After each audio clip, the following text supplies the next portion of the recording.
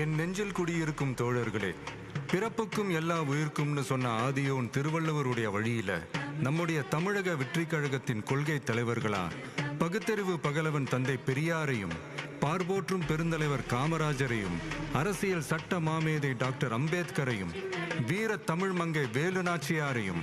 மக்கள் சேவகர் அஞ்சலை அம்மாளையும் நம்முடைய அரசியல் வழிகாட்டிகளா ஏற்று சாதி மத பாலின பாகுபாடு இல்லாத சமத்துவ சமுதாயத்தை உண்டாக்க மதச்சார்பற்ற சமூக நீதி கொள்கைகள், அதாவது